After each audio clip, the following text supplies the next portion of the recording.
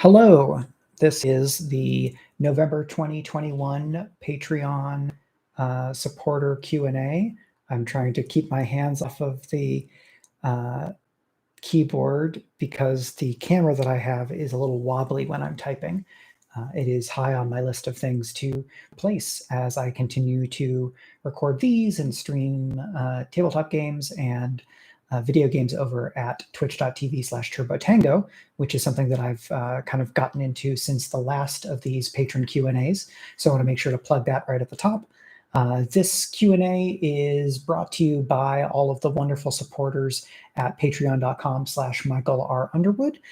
It's a Patreon exclusive for several weeks, and then I set them live. So if you are watching this in mid-December 2021 or later, as someone who is not already a patron and you think, this was cool, I like it, I should support that, Mike, then you can go over to Patreon and become a subscriber there. And there's a bunch of other fun stuff that you can get. With that said, I'm going to jump into the questions provided by my lovely patrons.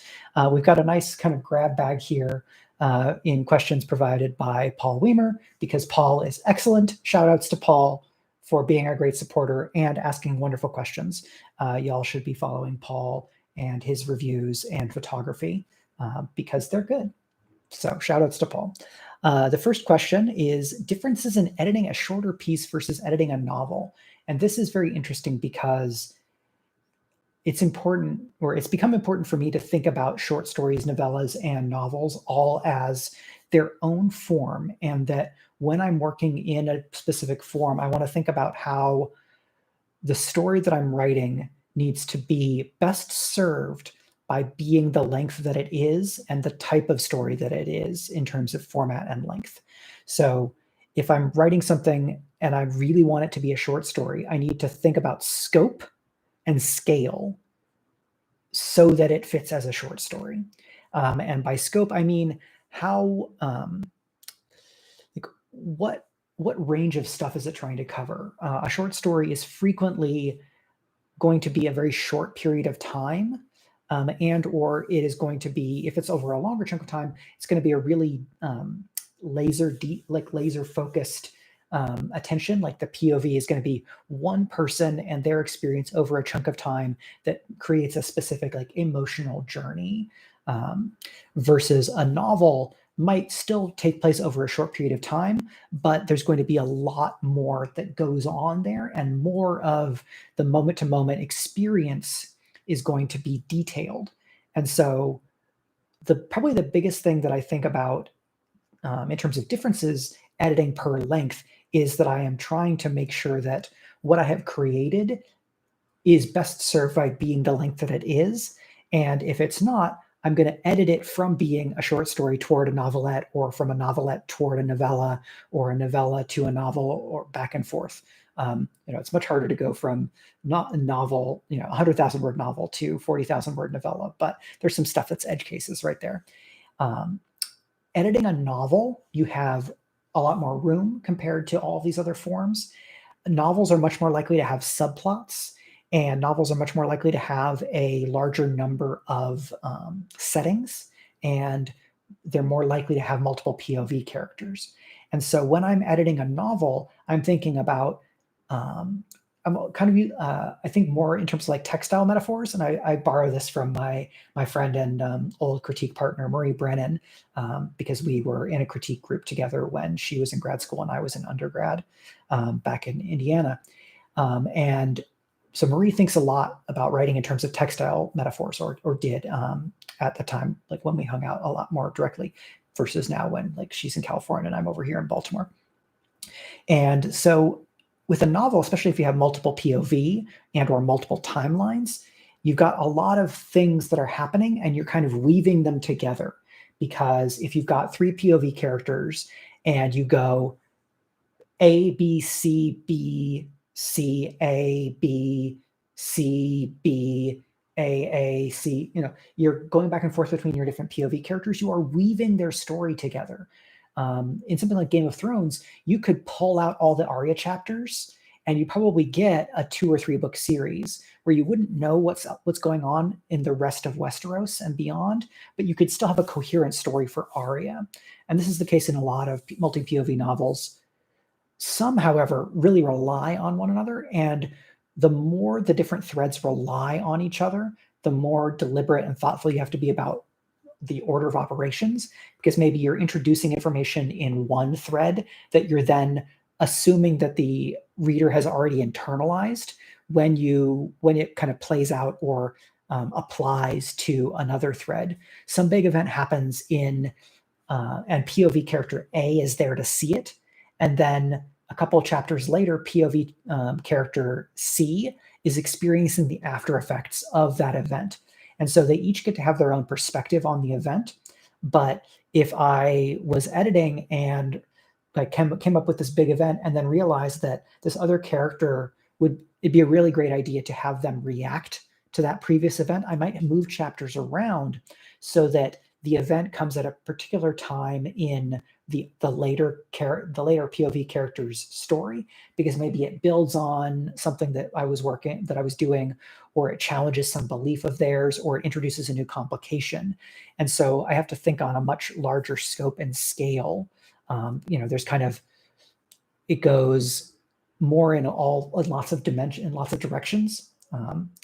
Some of this becomes difficult because I've now spent enough time as a writer that a lot of my process is kind of internal, and it changes, but it's also like I've developed storytelling instincts.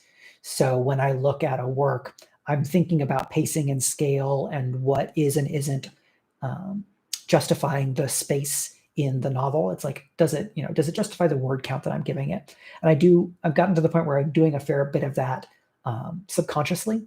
I'm doing it intentionally, but I'm not necessarily thinking through every step. I'm not thinking to myself, okay, now it's time to decide whether this subplot is earning the pages that I've spent on it. I might just say, I don't know that the subplot's holding its weight, or I think this is too much. I'm kind of getting off topic. This doesn't feel like it belongs here. So articulating all of the specifics of how I think about editing is a little tricky, and editing has basically always been hard for me and continues to be hard. I've gotten better at it, but if I had a good collaboration relationship with another writer and I could do all the first drafting or almost all the first drafting, and they did almost all the editing, that would be pretty great. Like we come up with stuff together and then I do a lot of drafting and then they do a lot of editing. That would probably be a really fun experience for me, especially if it's someone who really likes editing, likes taking a lot of raw material and putting it all together and thinking about how to prune and trim and where to want to go back in and expand. That would all be really fun. So I have not worked as much in short form lately. Novellas is kind of the short form that I work in between the genre not stories and in some other novellas. Like I did a geekomancy novella that was almost a short novel. And that format, that length is fun for me because it feels a lot like a TV episode or like a TV movie. And that's a form that I'm really familiar with as a consumer of art and as a kind of semi-retired media critic from my time in like grad school and doing reviews and things like that. I still do some like media criticism, but it's like on podcasts, which is very different than like submitting an article to something like Vulture or whatever. So that's that. The next question, and this is still on fiction, so we'll stay there. The quote given is, "I've written a novel. Where do I even begin trying to edit this thing with the intention of submitting it?" So this kind of fits a little bit with the previous question in terms of thinking about what it is to edit a novel. And here I'm going to give you kind of my current take on instruction about editing that I received from the late, great Graham Joyce, who was one of the instructors at Clarion West in 2007 when I attended. When I've written a novel, the first thing I try to do is put it aside. I give myself some distance from it so that I, one, get to recover, because finishing a novel is a very big and exhausting thing to have done. And two, taking a little bit of time away from it means that I am more likely to be surprised by something that I go back and see, and I'm less likely to cover up or kind of smooth over any rough edges because I've already like been thinking about it in my head, and it's still like I'm still holding it in my mind's eye. I want to come to the work and see it as clearly as I can. I'm not going to say objectively because it's really hard. Like I can be more objective about my own work, which for me, I think about as giving myself less extra favors, not letting myself get away with cutting corners. So if I finish something, I put it away, I work on something else for a while, I come back. The first thing I will usually do is just reread the whole thing. Rereading a whole novel is not a small thing, but I'll reread it, and then I will start building myself a list of what I think the biggest things that need to be edited are. And this is what I'm thinking about are like the world building doesn't work, or this whole subplot is bad, or this character sucks. I need to remove them from this book, or completely recast the role that they play within the story. I try to think about the biggest problems or the biggest changes that I would want to make on the work to the work, and I try to do those first because they have huge downstream effects. If I completely replace a character, that's going to impact a lot of other scenes, and it's going to impact relationships between different characters. If instead I try to make scenes better chapter by chapter by chapter, and then I get 7 chapters in and realize that this character isn't working and I need to completely recast them, I will then probably have to go back and revise those first 7 chapters. And so in order to save myself the time, I try to arrange my revision to-do list from the biggest chunks down to the smallest chunks, or the biggest tasks is probably the better word, because I'm going to talk about chunking here in a minute. So the biggest problems, the most important things that I think stand between where the work is and the work getting demonstrably better, like taking a big step toward being the better novel that I know it can be. Because basically anything, for me, if I've written a first draft, I know the work can get better because I'm not the type of writer who writes a first draft and is basically done. I know there are people out there who do that either because they revise along the way or just because for one reason or another, they are very clean writers. People who have been in journalism often end up, or maybe are more likely to end up in this situation. I know the writer John Scalzi talks about this, that his first drafts tend to be really clean, and he used to be a journalist. I don't know specifically what type, maybe I think media criticism and then some other things, but that's really not super relevant.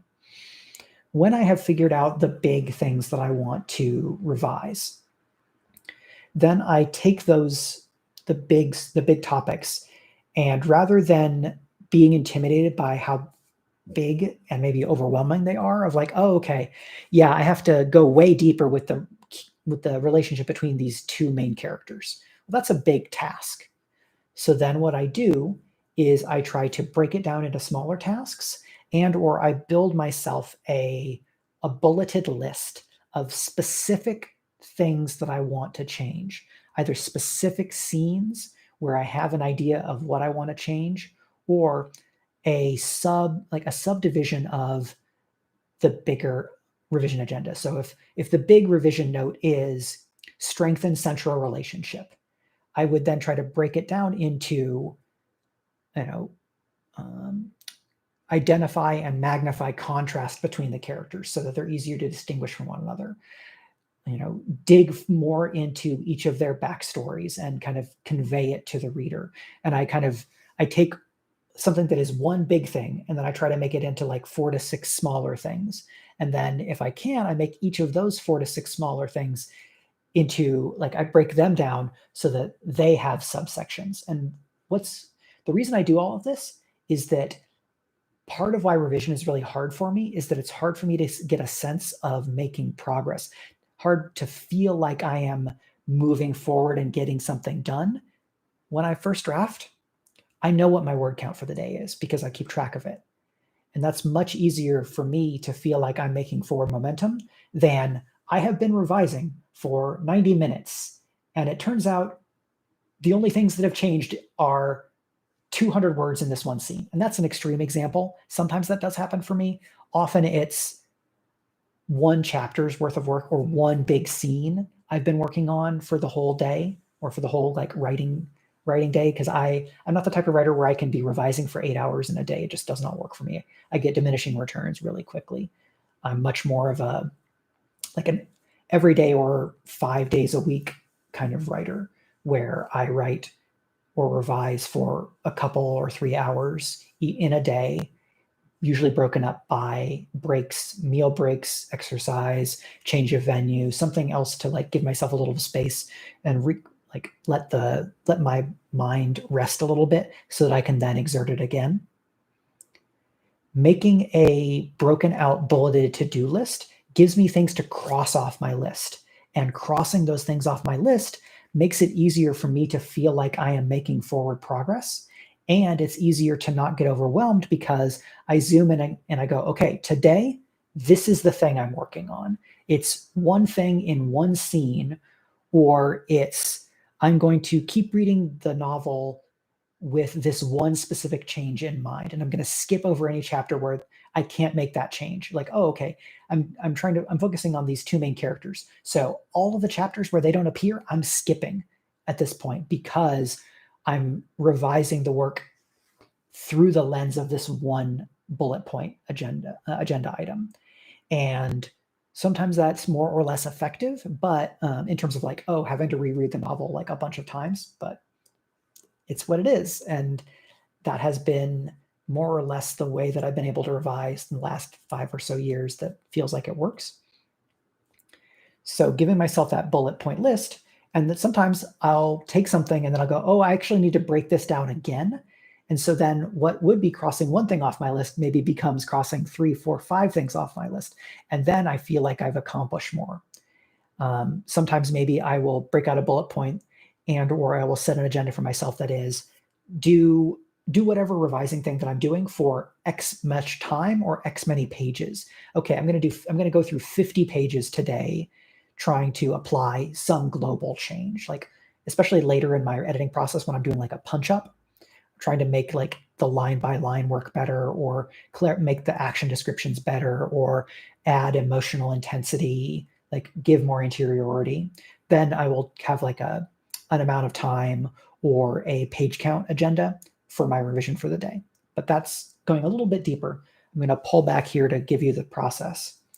So I've thought about the biggest changes, and that's like plot, premise, world building, the really, really fundamental stuff, the stuff that will make the biggest change to the overall novel if it becomes something that it wasn't in the first draft. All those downstream effects, like I said. When I'm satisfied with that, I will often give the novel to some people to read and to see what their kind of big problem, like if they flag anything that they think isn't working, because then maybe there's still big stuff that I need to address. If not, I then go to the next smaller set of challenges. And often that is the scale of like balancing POV chapters, making a subplot kind of pull its weight, maybe some stuff about broad strokes of characterization that are maybe not as fundamental, or it's building on work in strengthening characterization that I'd already been doing in earlier chunks of revision, or maybe there's some bullet points that I didn't get to, or I'm still not satisfied with, or I've gotten feedback that tells me that I want to keep working on it. And then when I'm done with that, I will zoom in a little bit more and I'll start going kind of chapter by chapter, or I'll think about POV character by POV character, and I'm like a little bit more zoomed in to the micro scale versus the macro scale. And then I'll get more and more micro until I've gotten to the point where I am tired of trying to make the book like marginally better, and I need it to be someone else's problem. I need to send it to my agent, or I need to send it out to a market. I am not a perfectionist. I think a lot of experience in live performance has pointed me more toward the direction of do the thing, do it as best as you can, and accept that nothing is ever truly done. Nothing can be perfect, and you can do another thing. I've tried to make it so that each draft is a performance of the work, and so that I can rehearse, I can refine, I can edit, I can make something better instead of just trying to like submit a first draft, which is largely not going to work for me. Though I have to admit, I basically sold the first draft of Geekomancy. There were a lot of extraneous circumstances there because we did still revise it. And if I were trying to publish Geekomancy now, I would have done a lot more revision on it. But sometimes there are exceptions. Sometimes the first draft is really pretty good, and then you revise it and it doesn't need a whole lot of revision. More often, my works need a lot of revision because I'm trying to include a bunch of different things, and I'm not totally a planner and not totally a pantser, and I kind of make adjustments and go back and forth, and I will often end up with like some dead ends where I had an idea in the moment and I include it, and then I don't come back to it, and I either need to then seed it throughout the rest of the novel, or I just pull it out. So things like that. Another framework or metaphor that I've used for how I think about revision is that I go inside out. So I think about skeleton first, and that is structure, it's world building, it's setting. Everything hangs on these things. And then I go to musculature. And then I go from musculature to like circulation and nerves. And then from that to skin. And like the skin revision layer is like, make the language pretty. And so that is maybe a more visceral way of thinking about it. Maybe that metaphor is more or less useful for you. If you have tomatoes to throw at me, don't. I'm not here. If you throw a tomato at your screen, you will be the one who is sad. And if you see me in person, please don't. If you give me that tomato, I can probably make you a pizza by way of apology if you're angry at me. So how about that instead? Speaking of which, the next question is tips on making pizza at home. So I have inadvertently given myself a perfect segue. Good job, Mike. And good question, Paul. So I've been making pizza at home really actively for like 12 years or so. I got a lot of my first practice making pizzas from scratch when I was living in the grad co-op out in Eugene, Oregon. So I did a master's in folklore studies in Eugene, Oregon, and I lived in a mostly grad student and upper class people undergrad cooperative in Eugene. And there were between 10 and like 19 people living there at any given time. And it was a very big building. So most people had single bedrooms, but then we had a lot of shared space, and we had a very big kitchen. And because it was a cooperative, everybody broke down and did different chores. Basically, the whole time that I was there, I would cook one night a week.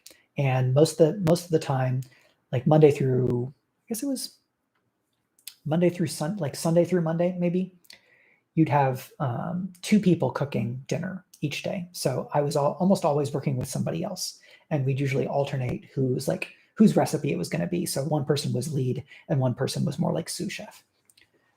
And I've made a lot of pizza there. And some of my housemates were way better cooks and bakers than I was. So I learned stuff from them and got some initial practice. And so I made a lot of like big kind of sheet, square or rectangle pizzas because we had a lot of people to feed.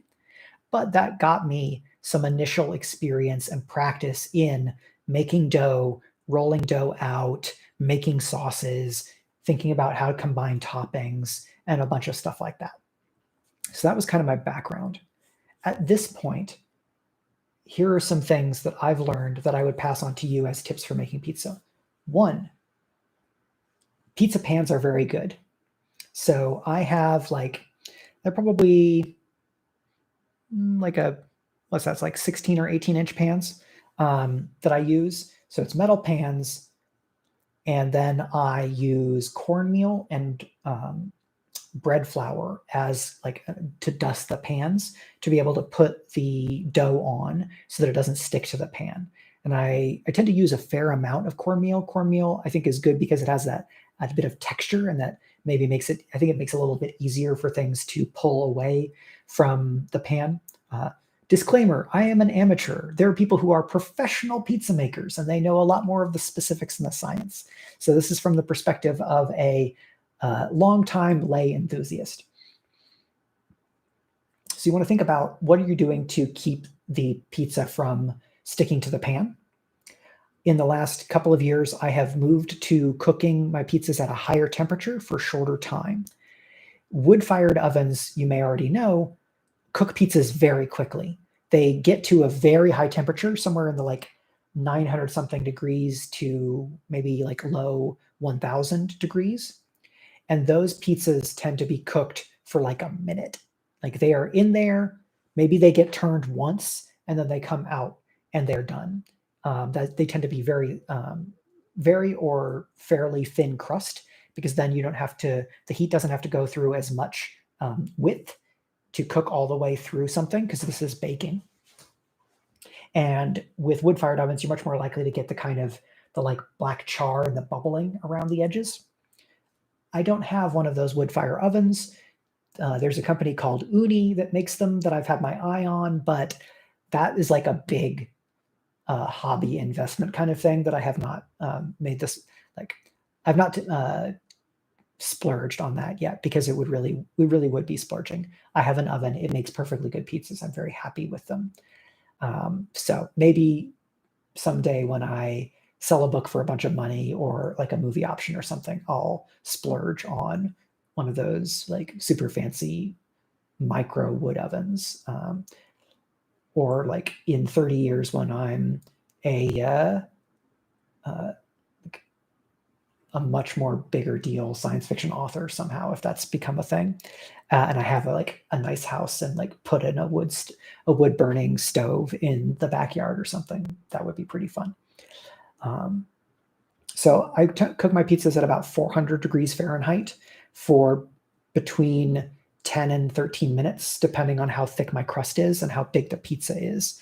And that tends to make them just cooked. I don't tend to like my pizzas more crunchy. I still like some breadiness to the dough. Maybe you do or don't like that. I'm just kind of saying what it is that I use.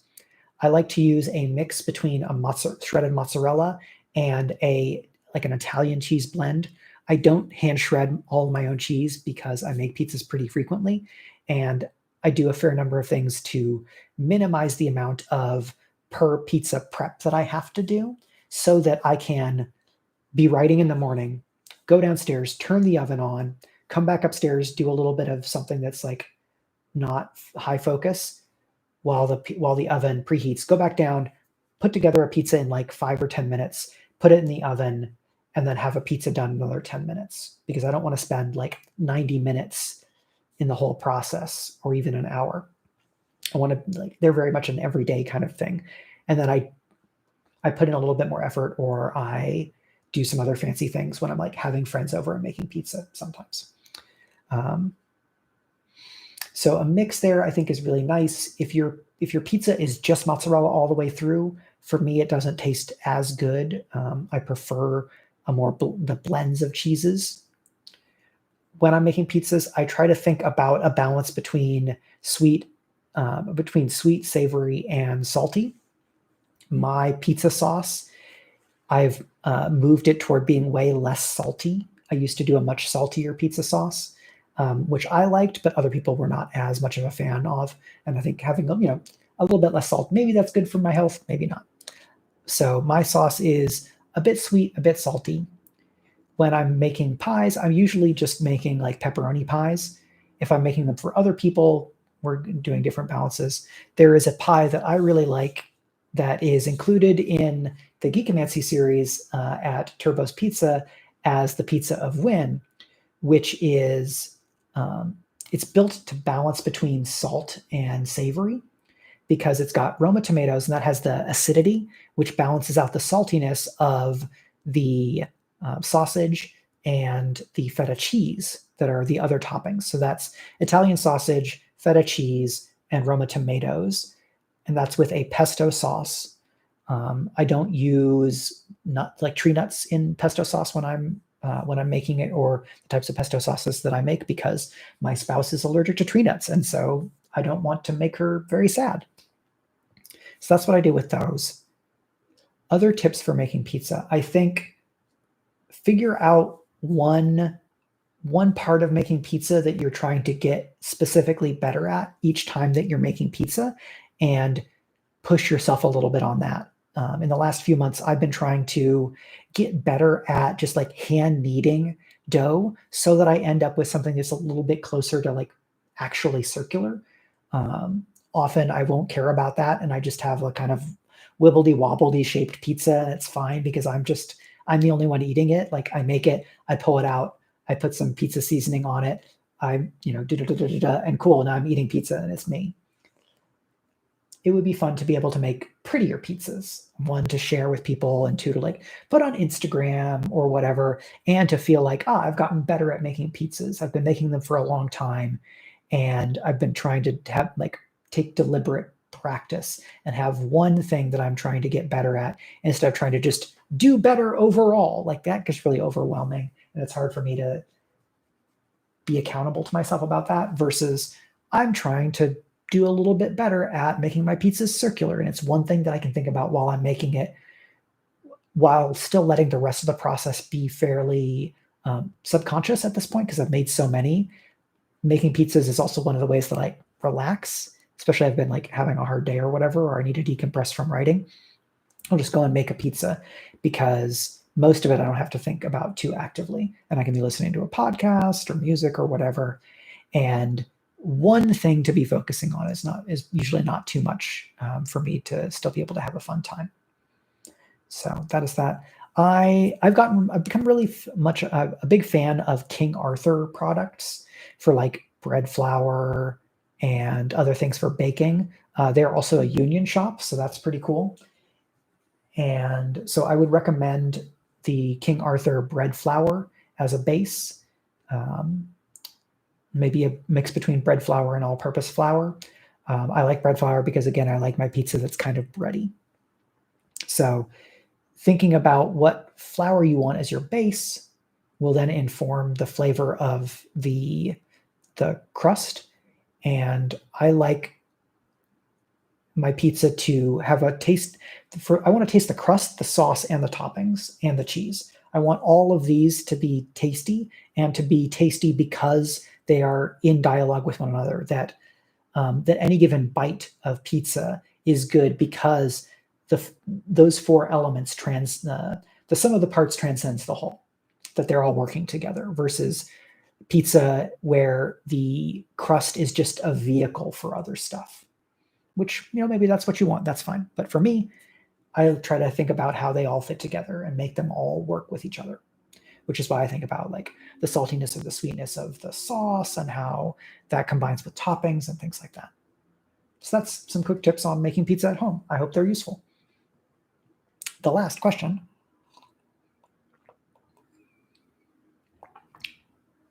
Excuse me.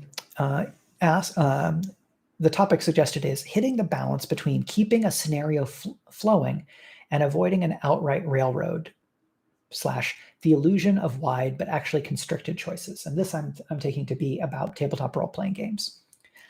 So I actually had a good conversation about pacing, which I think ties to this pretty well, with Brandon O'Brien and Gregory A. Wilson, my co-hosts on Speculate. And that is available to Speculate patrons at $3 or more. If you're already a patron of me, maybe you would like to also become a patron of Speculate. Maybe you do or don't have the funds for that. I know the economy is not necessarily great for a lot of people, so whatever you can do is wonderful. And I'll try to reprocess a little bit of what I had to say there.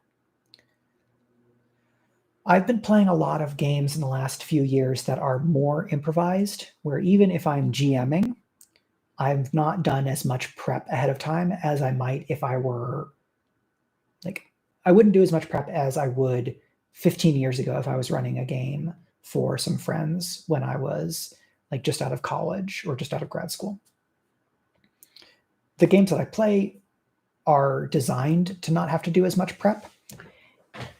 I find that I have to kind of shape or put my finger on the scale, like the scales of flow and pacing, most frequently when I'm trying to do a one shot. If I'm either like, this is a game that's being broadcast, or I'm only intending to play one session with some people.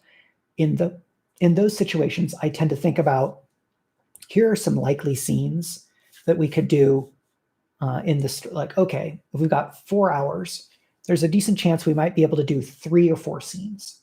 So I'm going to have some notes for like 3 or 4 scenes, understanding that there's a decent chance that I will cut the first, second, and or third scene in order to be able to still get to the last scene and have a finale to round out or to reach some kind of conclusion. I know a one shot should ideally have a beginning, a middle, and an ending that are each satisfying and each do fun things. Sometimes I've had one shots where it's really just a beginning and an ending because I've skipped stuff in the middle and there isn't time. So what I try to think about is what is or isn't viable to skip over or do in summary. I ran a one shot of Brinkwood, the Blood of Tyrants, which is a fighting vampires using Fey magic, Fortune the Dark RPG that I just got the hardcover a couple weeks ago, having kickstarted it however long ago. So I ran a one shot with earlier materials, and the first scene I had planned using a pre-gen scenario that came with the materials at the time. The first scene was fun and the players were already enjoying it, but it went much longer than I was expecting maybe it would. The scenario had basically 3 big beats. The first one and the second one, and then the last one was the characters infiltrate a vampire ball in order to apply the thing that they acquired earlier in the story. When we got to the end of the first scene in that one shot, I just straight up asked the players, hey, we've got kind of this much time left that we had talked about playing. What I had prepped was this type of thing and this type of thing. Do you want to keep going like linearly and do this kind of second scene knowing that it may be the last thing we get to do? Or do we want to jump ahead, like cut ahead to this later scene that maybe will be more fun and people were interested in that thing? So that was me stepping all the way out of character to the kind of co-creator level. A variety of scholars of tabletop role-playing game use different terms for this. I think about it as like scales or registers of play, which lines up with some people. So if you're all the way in character, you're often thinking about things as an actor or as a performer. Or maybe you're one step back and you're thinking about like the play of the game and the action of the story here. Lately, I've been thinking more on the level of kind of collaborator in making the overall story and the experience of play. And I've been more confident in flagging basically when I am pulling back and as a collaborator with the players, just being like, hey, what do we want to do here? Are we interested in this type of scene? Do you want to do this kind of thing? Do we want to dig in more here and stay in the scene where we are? And I check in with them as players to see where their interests lie. And I let the play follow their interest while still advocating for things that I'm interested in and or where I have made my prep. Like, hey, I didn't really prep anything for this, so I'm especially interested for this kind of thing. Or I'll say, like, if you're really interested in this, let me know, and I'll come up with something. In a longer game or a multi-session campaign, there's a little bit more of an opportunity to put something on the shelf and then come back to it versus like a one-shot. In terms of keeping something going and like pacing,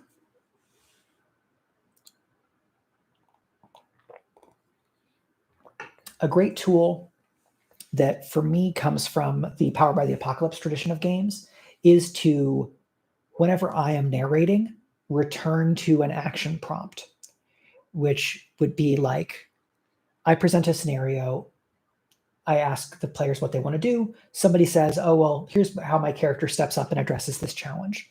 And then we do some mechanics, maybe, and they roll something, and I narrate the result, or I ask them to narrate some of the result, and then I advance the fiction a little bit Where it's, okay, you do this, and then this character reacts in this way, or this other thing happens, or maybe some new threat is introduced. And then after I advance the fiction or do some description, I will return to a prompt or a call to action. I will either direct it as at a player or a character or at the group itself. So I might say, Joe, what do you think,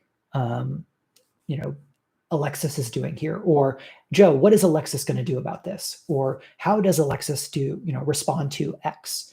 Or I will address the character and say, Alexis, what do you do? This and this and this and this is happening, and the vampire is raising like their blood rifle that glows with horrendous energy and squelches something, and points it at you. What do you do? And that's addressing the characters, which maybe makes it easier for someone to think within the framework of their characters.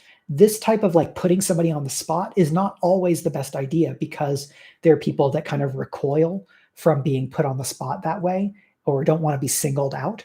And that's something that I try to attend to. If a prompt like that or a direct call doesn't get a response from someone, or it feels like they're not super comfortable with it, I will either broaden it or I will pivot to something else. By returning to a prompt, I try to cut down on dead time, where I've described something, there's not really much imminence or like a sense of immediacy, and the players are just kind of like nebulous and not sure what they want to do. If there's going to be indecision, I would love for that indecision to be productive and active, where it's like discussion between characters who have different ideas about what should be done, or I'm narrating the passage of time as characters are uncertain or bickering or are kind of paralyzed by fear or something, so that there is a sense of motion in the scene. I tend toward faster paced, more action oriented stuff. I've been running a game of Court of Blades for some friends in a home game, and that's been really fun because we all wanted it to be a less always action focused game. So we've been doing more stuff with social, we've been doing more stuff with like intrigue and stealth, and we've been having fun there. Even in those scenes, I still want to keep things moving forward. If the scene is naturally one that is like that wants to breathe more, especially in downtime, I'm not going to be as pedal to the metal in that. So I think about the type of scene it is, who's involved in the scene, how much fun do the players seem to be having in this moment, and not try to cut them off too much if I can avoid it, if they like are having a really fun time digging in. But I have tried to learn a lesson from like TV and film, where there is frequently the adage of, and I think this applies in fiction as well and a lot of other stories, get out of a scene as quickly as you can, rather than letting the scene kind of fade out.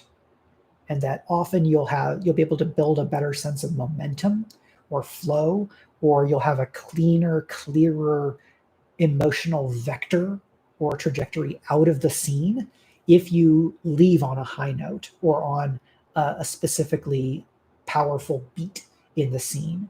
And so often when I'm GMing, I will ask, oh, I think we can jump ahead there. Is that all right? Or I might say, I'd like to cut from here to this, or I feel like that's a good beat to end the scene on. And again, I'm asking as a co-storyteller. I might the more kind of gamey in-world RPG-ish language might be, does anybody want to do anything else before we move ahead? Or does anybody else have something that they want to do this morning before you all get on the ship? And that is a way of me prompting movement forward while giving space to the players for them to do something else with their characters. And that is kind of part of how I try to find that balance, where I want to kind of get to the things that I think are going to be interesting and prompts that the players will get to have fun responding to, without removing their ability to, add texture or communicate something that's important for their character in that scene.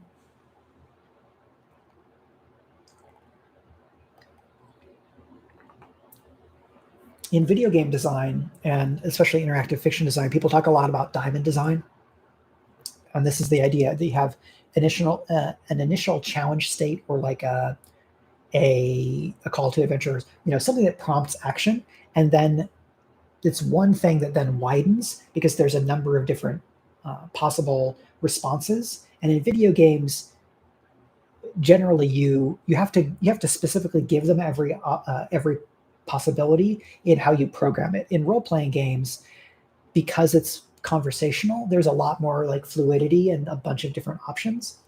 So the way that I try to create ways to create constraints include a constrained setting.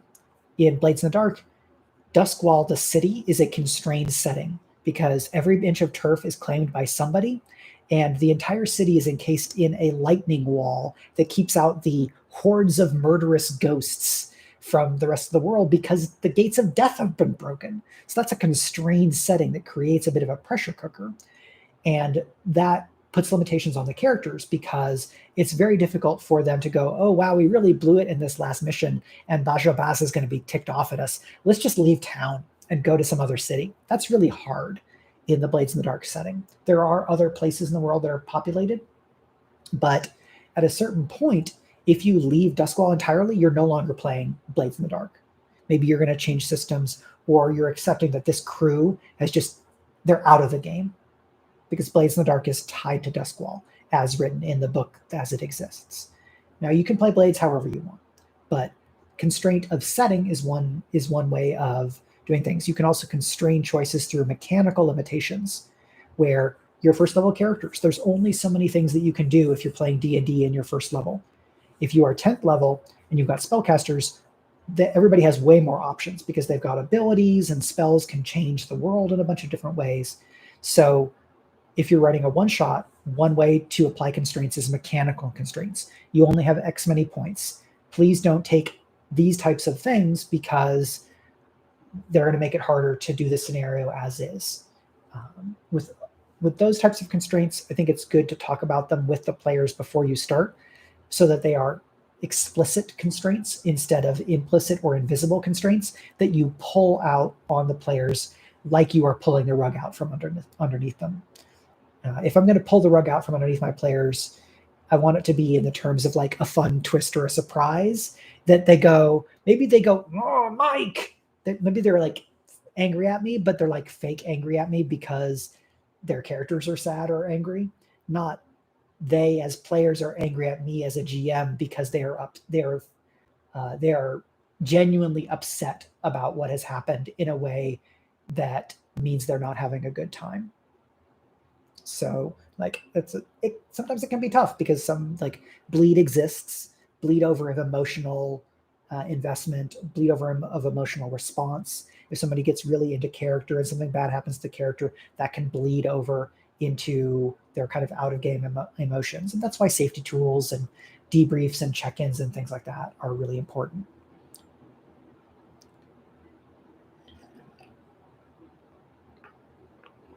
In turn, like other stuff for like not railroading, I think is about, if you are constraining the characters in some way, try to give them options and freedom in some other part of that same challenge. Okay, here are things you can't do, but then try to be receptive to weird or off the wall ideas that they come up with, given the restraints that you've applied.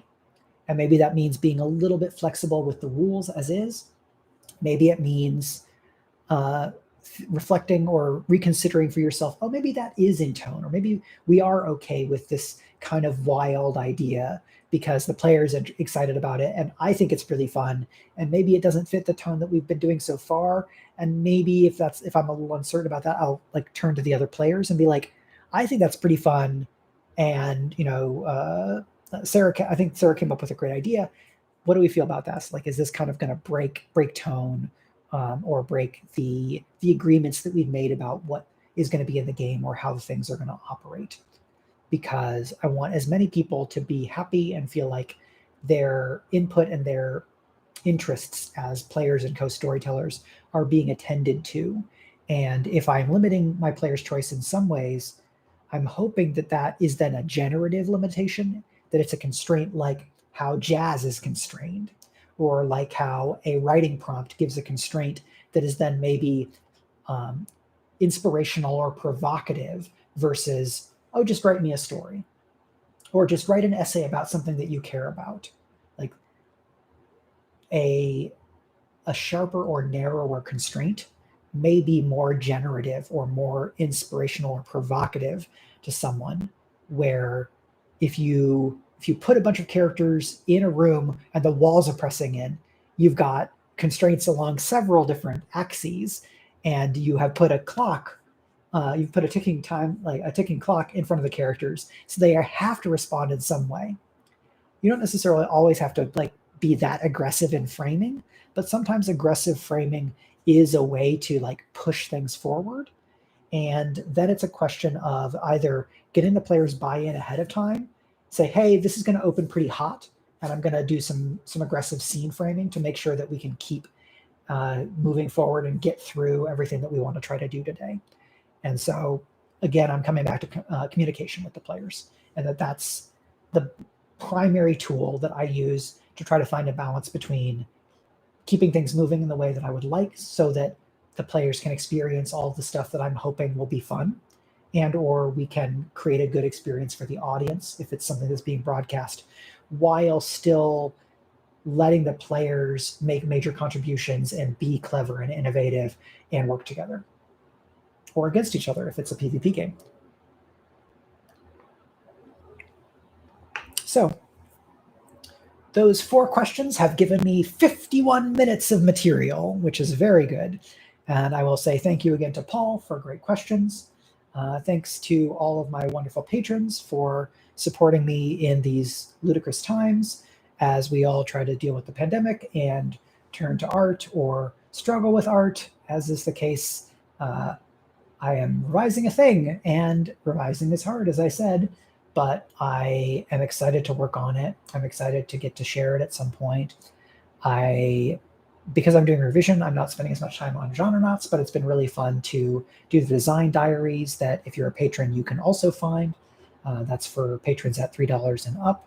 Those are other YouTubes, basically streams like this that I record ahead of time and then I upload them, versus something like this. This is a live stream.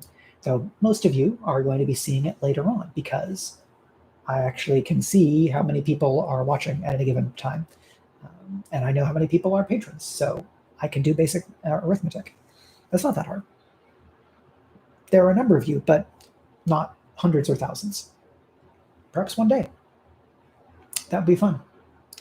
There is a question of, like, how famous does one want to get? Because there are levels of fame that feel like they become a big headache, unless you then also have the money so that you can pay other people to deal with the headaches that come with it. I mostly don't have to deal with those challenges because fiction is relatively small within the worlds of media compared to something like TV or film or video games. And so I can be a small streamer in video games. I can write the books that I'm excited to write, share them with people, and be happy about having readers in the hundreds or thousands or tens of thousands. And that's really nice because it's less pressure. And I'm pretty okay with a little bit lower stakes life compared to the amount of spotlight and critique that comes with being a famous person on the internet. There are levels of fame that I just don't want to reach.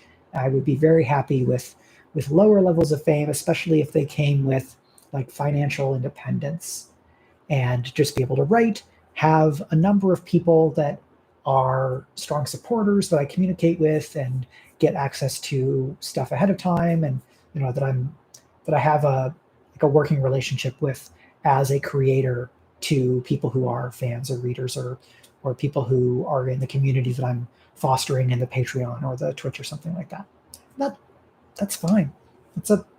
That seems like a pretty good way of being in the world and like making stuff. So that's going to be the stream. If you are a patron and have not been watching on Twitch, I would encourage you to come and check out my video game streams at twitch.tv/turbotango. Right now I'm streaming on Sunday and Wednesdays at 1 p.m. Eastern Standard Time or Eastern US time. And I just finished a run of the game Inscription, which is a very cool horror roguelike deck builder.